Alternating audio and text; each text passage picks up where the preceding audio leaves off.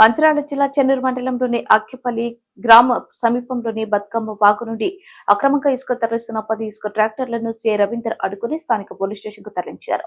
ప్రభుత్వ నిబంధనలకు విరుద్ధంగా అక్రమ మార్గంలో ఇసుక తరలిస్తే ఉపేక్షించేది లేదని సీఐ రవీందర్ హెచ్చరించారు.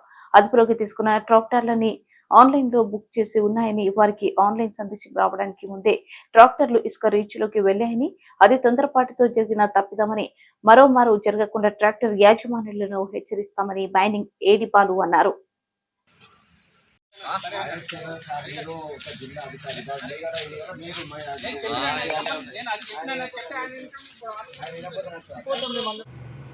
చెన్నూరు మండలం సంబంధించినటువంటి ప్రజలకు మరియు అందరికీ ఒకసారి ఇంకొక విజ్ఞప్తి చేయడం జరుగుతుంది.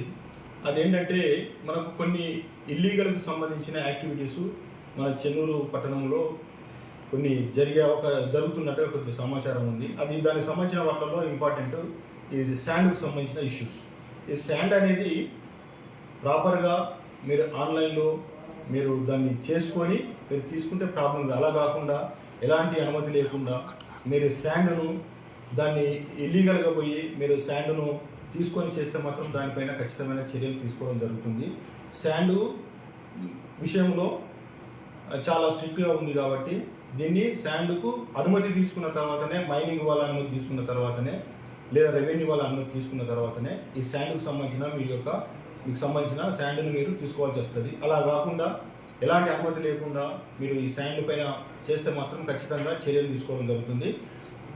దీంట్లో నైట్లో కానీ డే టైంలో కానీ ఇప్పుడు కానీ మేము ఖచ్చితంగా ఈ శాండ్ సంబంధించిన వాటిపైన మేము చెక్ చేస్తాము. అలాంటి ప్రాపర్గా లేకుండా, పర్మిషన్ లేకుండా ఉన్నటువంటి వాటిపైన ఖచ్చితంగా చర్యలు తీసుకోవడం జరుగుతుంది. వాళ్ళపైన కేసులు కూడా నమోదు చేయడం జరుగుతుంది. దాంట్లో భాగంగానే ఈరోజు కూడా మేము రైడ్ చేసాము. రైడ్ చేస్తే దాంట్లో మాకు కొన్ని అనుమతి లేని వెహికల్స్ కొన్ని దొరికినాయి. దాన్ని తీసుకొచ్చేసి పోలీస్ స్టేషన్లో కూడా మేము పెట్టడం జరుగుతుంది.